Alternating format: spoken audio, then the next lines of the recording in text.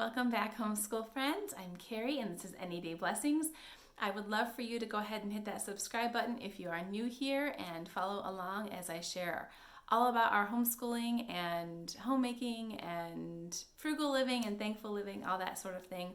I would love to hear if you are new and decide to subscribe, if you would leave me a comment down below so that I can say hello to you.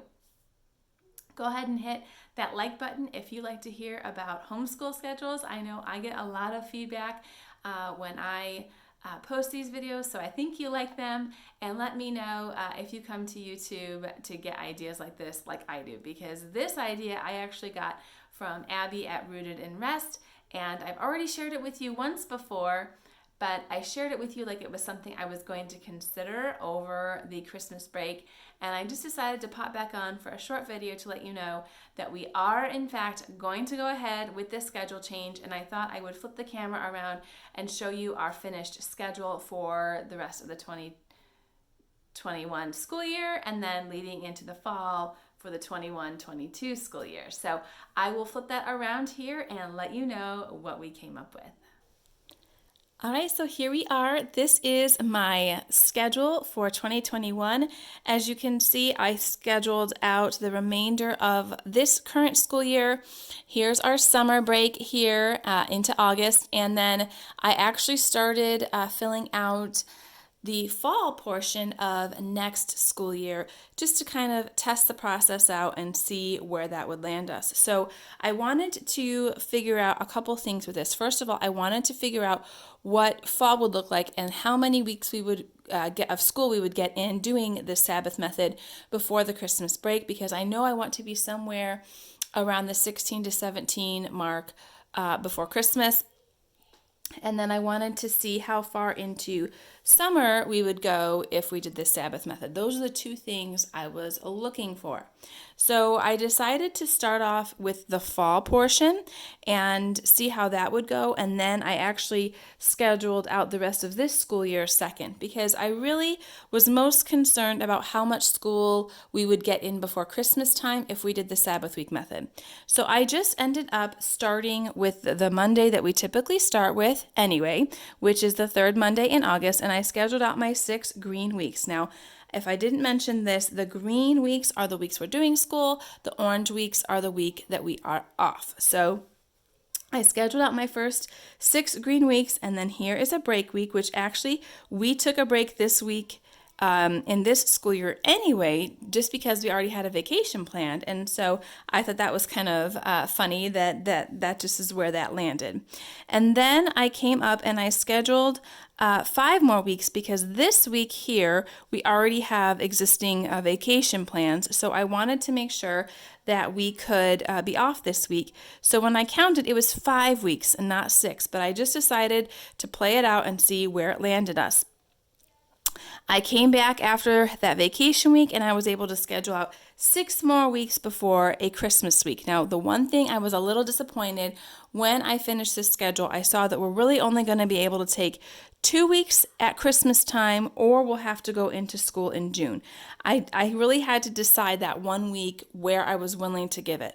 Did I want to lose a week of Christmas break, or did I want to have to school this last week in May and actually start our summer in June? I tell you what, guys, there's just something about ending by Memorial Day. It's just something in my head. I feel like we're getting out early. I feel like, we're kind of getting a jump on our summer. The weather's nice.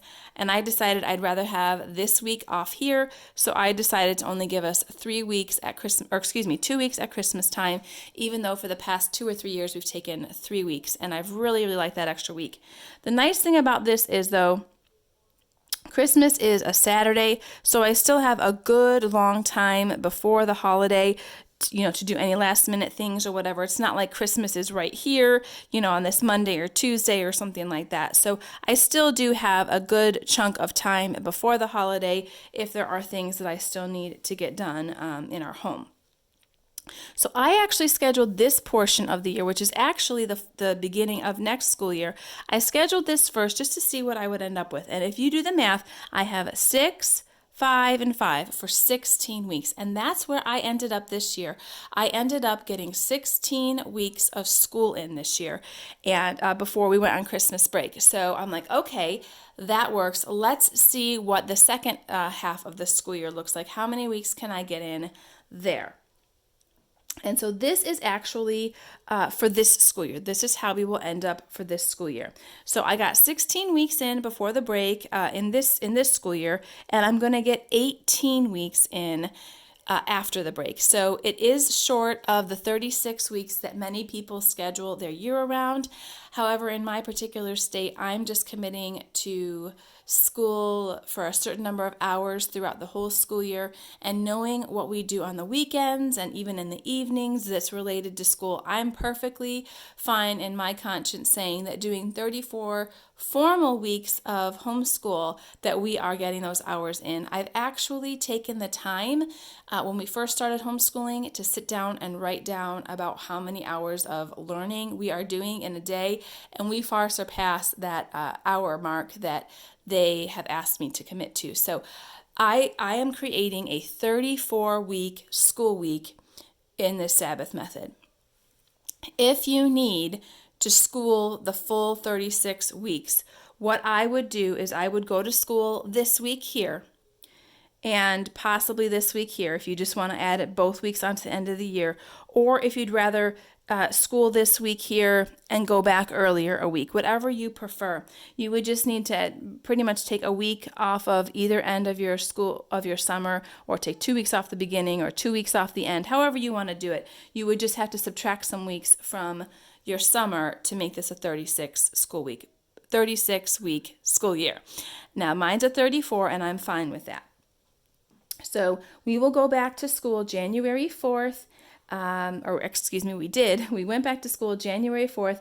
Currently, at the time of this video, we are right about here. We are the day before Inauguration Day, so we are January 19th. We're in our third week, and the kids already know that the week after Valentine's Day, we have a week off of school. And I have to tell you, this is by far the best January we have had in a long time. And I'm really glad that I made this change, especially now with having 2 in school, because we know we only have to go to here and we get a little bit of a break. And that's perfect for us in this kind of winter blah season. Then after that break, we'll have our 6 additional weeks and a week off. This happens to be the week after Easter, you guys. I think that worked perfectly. We kind of have holidays marking both weeks off, and that's just a great kind of, carrot in front of us and a great little milestone to reach to get through our schooling. And then again, we will finish out the school year with 6 more weeks, and we will be done for Memorial Day weekend. So I am thrilled with how this turned out. It was my first version of this. I didn't really have to play around and do a whole bunch of funny math and whatnot. It just worked, you guys. It just worked out well. Plugging in our planned vacation and working around that. Now, if you want to do a true Sabbath method where you do 6 weeks on, 1 week off, you would actually have to bump this back 1 week, but then you see what that would leave you with, just a smaller chunk right here in December. So I think doing 6, 5, and 5 in this first semester is better because it really gives you better breaks around the holiday times. Now, if you don't want to school in Thanksgiving week. Now you see I've highlighted Thanksgiving week as a full school week. Obviously we won't be schooling on Thanksgiving, but I'm counting these 3 days as a week, okay? Because we do a bunch of Thanksgiving projects here and a bunch of school, and I'm actually counting that as one of our weeks. So we will actually only school these days, but I just highlighted the whole week for ease of counting my weeks and all of that. So this is what I've come up with, and I'll let you know now why we decided to go to the Sabbath week method. So as you can see, our schedule did not change all that much, but I wanted to let you know the reasons that we decided to make this switch. Number 1, I really liked the idea of built-in breaks that were kind of not spaced out as far. I like the big long break at Christmas. I like the big long break over the summer, but especially to go from January to sometimes late March, just depending on when Easter falls, that's an awful long time at that time of the year. It's really hard anyway to homeschool or work or do anything when it's winter and gloomy and cold outside. So I like the fact that we have smaller chunks of time and then a little bit of rest and rejuvenation, especially in that season of the year. So really, that was one of the main reasons to have those built-in breaks that we could plan for, that my kids would see coming and just know, okay, we just have 6 weeks and then we get a break, or just 5 weeks and then we get a break. The second reason I decided to do this was to better accommodate the way that I actually plan out my school year. I actually only will plan in like a detailed fashion about 3 to 6 weeks at a time. And so what I found was happening was, especially as I added a second student this year, that was becoming hard to maintain once I got that 6 weeks of material or whatever done.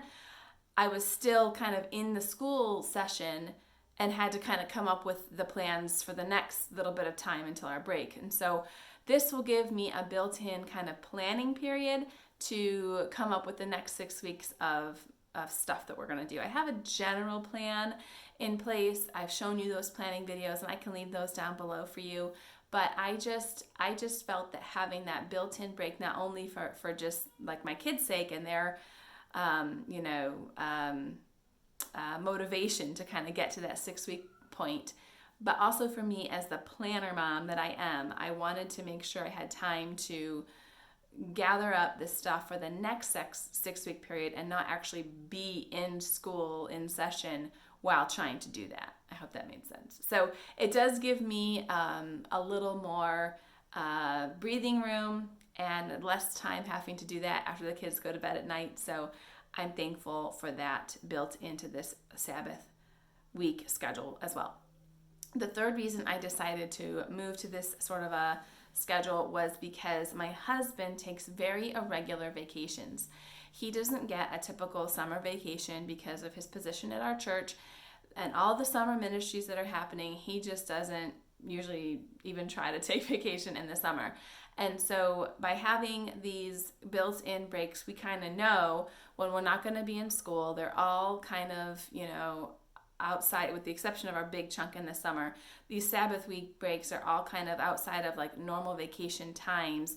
And so I think it will be a little easier for us to plan as a family for time off with Daddy and have him be able to plan knowing when we're going to be off school, not just, kind of what we've been doing, which is just kind of take a week off whenever Daddy can get off. So it kind of will help him plan better as well, so he can plan his work around when we're going to be off for school. So I'm not saying he'll take off every time we're off, but at least we can maybe make some, vacation plans or something that would coincide with these Sabbath weeks. So that was another reason that we decided to move to this schedule as well.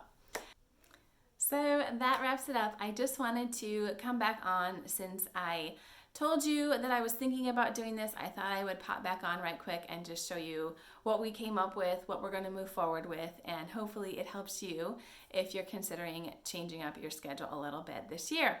Thank you again to Abby at Rooted in Rest for sharing what she does. I learned from other YouTube moms.